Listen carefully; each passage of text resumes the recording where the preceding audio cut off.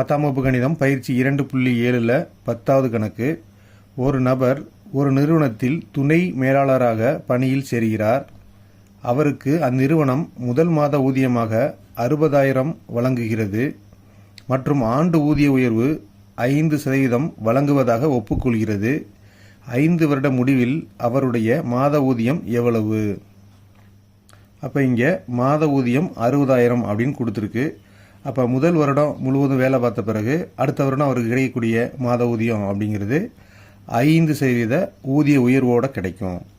அப்போ அவருக்கு முழு சம்பளங்கிறது 100க்கு 100, அதாவது 100% அப்படின்னா 100க்கு 100 60,000. அப்போ அந்த 100லேருந்து கூடுதலாக ஒரு 5% கொடுக்குறாங்க. அப்போ 100% அப்படிங்கிறது 105% மாறுது. அப்போ 100க்கு 105. அப்போ முதல் வருட முடிவில் அவர் பெறக்கூடிய சம்பளம் இதுதான்.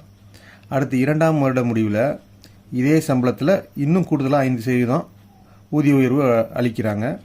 அப்போ 105/100. அப்போ இங்கே பார்த்தீங்கன்னா 60,000. அப்போ இங்கே 105/100, 105/100 த ஹோல் ஸ்கொயர், அப்புறம் ஹோல் கியூப், ஹோல் பவர் 4 அப்படி போயிட்டே இருக்கும். அப்போ இந்த பெருக்கு விகிதம் எது அப்படின்னு பார்த்தீங்கன்னா 105/100. அப்போ இது ஒரு பெருக்கு தொடர் வரிசையில் அமையுது.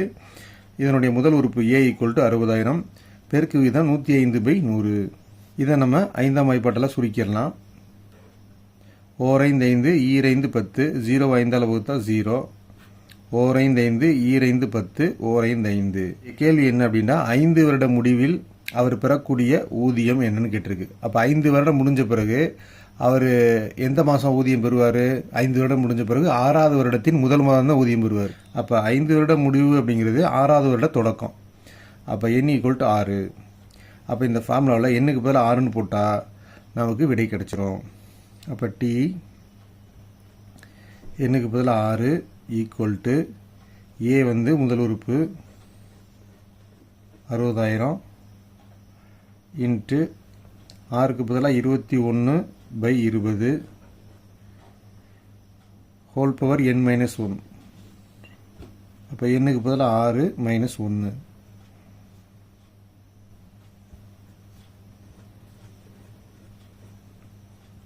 இப்போ 6ல் 1 கழிக்க போகிறோம். அப்போ 21/20, 6ல் 1 போச்சுன்னா 5. இப்போ 21/20 வந்து 5 முறை விரிச்சு எழுத போகிறோம். இப்போ 21/20 ஒரு முறை,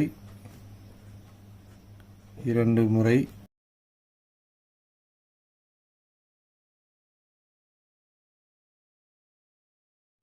இப்போ நம்ம அந்த 0க்கு 0 கேன்சல் பண்ணிடலாம். 0க்கு 0, 0க்கு 0, 0க்கு 0, 0க்கு 0. அடுத்து இந்த 20ஐயும் 6ஐயும் வகுத்துடலாம்.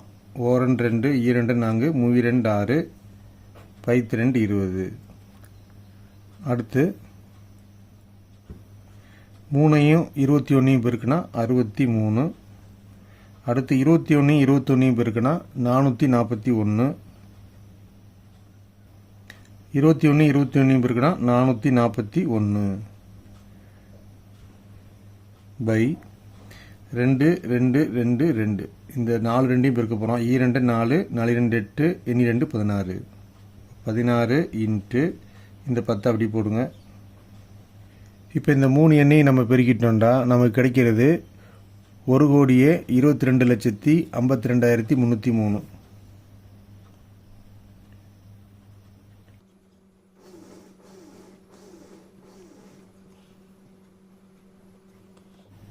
இப்போ இங்கே பார்த்தீங்கன்னா இது ஒரு பெரிய மதிப்பு, 1,22,52,303. அதனால் இதை ரவுண்ட் ஆஃப் பண்ணிக்கலாம். அப்போ 2 இலக்கத்தை ரவுண்ட் ஆஃப் பண்ணுறோம். அப்போ 0 3 அப்படிங்கிறத விட்டுடலாம்.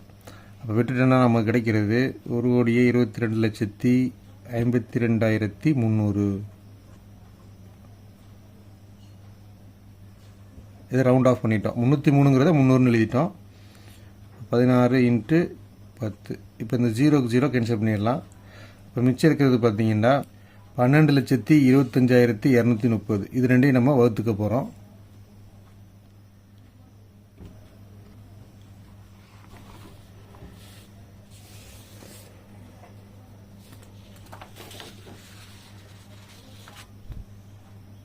இப்போ நம்ம இந்த நம்பரை 16ஆல் வகுத்துக்கிறோம். இப்போ வகுத்தா விடை வந்து 76,576.8 கிடைக்குது. இதை நம்ம ஃபஸ்ட்டே வந்து இரண்டாம் வகைப்படல வகுத்துட்டோம், திரும்பவும் வகுக்கலாம், அல்லது டைரெக்டாக 16ஆலையும் நம்ம வகுத்துக்கலாம். இப்போ வகுத்தா நமக்கு கிடைக்கக்கூடிய ஆன்சர் வந்து 76,576.8.